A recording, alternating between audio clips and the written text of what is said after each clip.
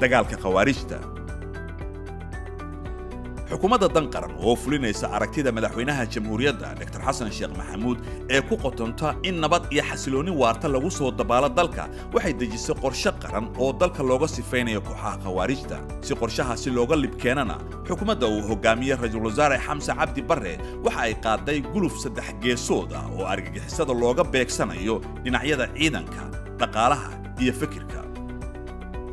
ciidanka xoogga dalka Soomaaliyeed oo kaashanaya bulshada deegaanka iyo saaxiibada caalamiga waxay halgan xoogan kadib ay gacanta ku dhigeen dhul baaxad leh oo khawaarijtu ay ku dhibaateyn jireen dadka Soomaaliyeed ee shacabka. dagaal baad ku jirtaan mar haddaad dagaal ku jirtaan annagana waa daba istaagina waxaan rabaa dagaalka inaydan joojin wuu soconayaa dagaalkaas ilaa dalkeenna uu ka xoroobo haddii Ilaahay yiraahdo dalkeenna wuu xoroobayaa kuwa xoreynayana waa idinka kuwa laga xoreynayana waa kuwa shayaadiinta aragteen. waxaa la xoreeyay in ka badan 70 goobood oo isugu jira degmooyin iyo deegaano ka tirsan gobollada Hiiraan, Mudug, Shabeellaha Dhexe, Shabeellaha Hoose, Galgaduud iyo Jubbada Hoose sida Aadan Yabaal, Xarar Dheere, Eeldheer, Ruunirgood iyo deegaano kale oo istiraatiiji ah. waxaa la isu furay wadooyinka u dhaxeeya Beledweyne iyo Matabaan, Buulo Barde iyo Maxaas iyo deegaano kale waxaana laga hortagay dhaqdhaqaaqa cadowga iyo gurmadka oo laga kala jiray goobaha ay isaga gudbi jireen sida buundada muhiimka ah ee Xawaadley.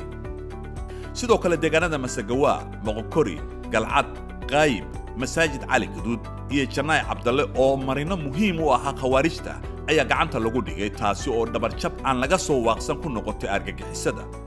howlgalladan waxaa sidoo kale lagu laayay maleeshiyaad iyo horjoogayaal fara badan oo uu ka mid ahaa Cabdiqaadir Nadiir oo ka tirsanaa asaasayaashii kooxda Al-Shabaab.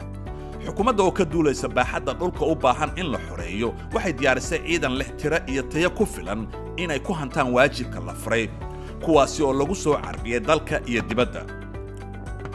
waxaa la dardargeliyey isku dhafka iyo qorista ciidan cusub iyadoo loo maray habraaca qorista ciidamada xoogga dalka Soomaaliyeed waxaana la qoray kumaan kun oo ciidan ah oo laga soo qoray dhammaan gobollada dalka si ay ugu biiraan howlgallada dib u xoreynta.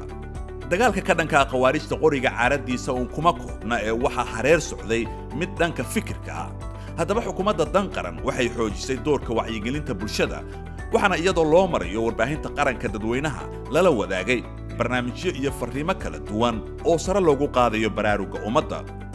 waxaa la xiray barihii xiriirka bulshada ee khawaarijtu u adeegsan jireen faafinta dacaayadaha iyo fariimaha ay bulshada ku marin habaabiyaan.